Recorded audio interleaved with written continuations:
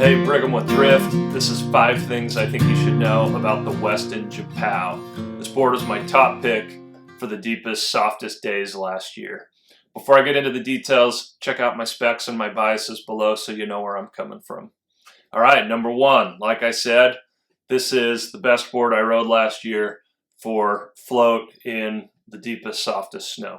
The Storm Chaser came close, but this is a 169 versus a 157 on the Storm Chaser in a pretty similar shape. When it was deeper and softer, this just gave me that much more float. It has everything that a proper POW board should have.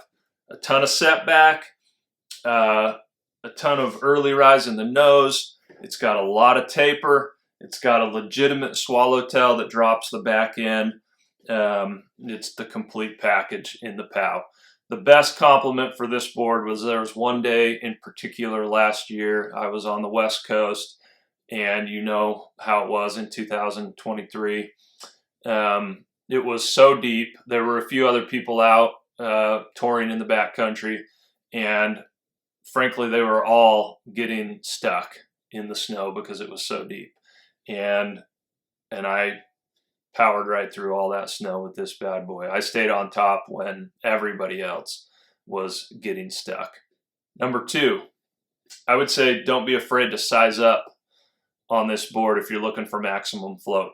I am just under the low end of the weight recommendation for the 169, but it was the right width for my feet at 27, and I got the stance width that I wanted, and I had plenty of nose to stay up on top of the deep snow. I'm talking like more than a foot of snow.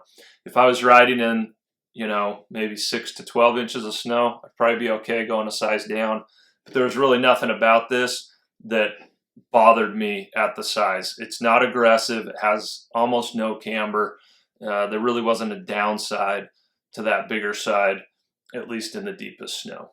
And that brings me to item number 3. This is a Purepow board, and I noticed that as soon as the POW got tracked out, I stopped liking this board. The nose is so long, and it has so much rise, and it's pretty soft, and that was my least favorite thing.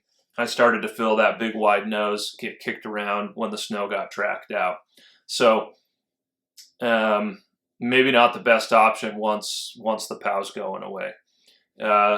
Number 4, not great at a carve. Some POW boards, they really try to make them awesome at carving as well. This, again, has almost no camber, and it's pretty soft. So it wouldn't be my favorite to go out on the groomers either. But that really just speaks to what I said at the beginning. This is just an unashamed POW board. So if you're looking for a powder board that's versatile, I would probably do something else. Like the Battalion Surfer is a little more versatile. The Endeavor Archetype is more versatile. Even the Storm Chaser or the Storm Wolf would be a good option, or something from Karua like the Dart. But if you want something literally for the deepest, softest days and those few runs where you're getting first tracks, I think this is really hard to beat. The last thing, number 5, I would mention about this board is that I was really impressed with the build quality. This comes out of the factory GP87. They do a lot of big names these days. They just do a good job. Their quality's good. Telos, Cardiff, all that stuff. And this is no exception. It's got a durable top sheet. It's just a nice quality feeling board, which I really value, and also surprisingly light in this size as well. So that's the Weston Japow. Super fun for those unashamed, deepest, softest days.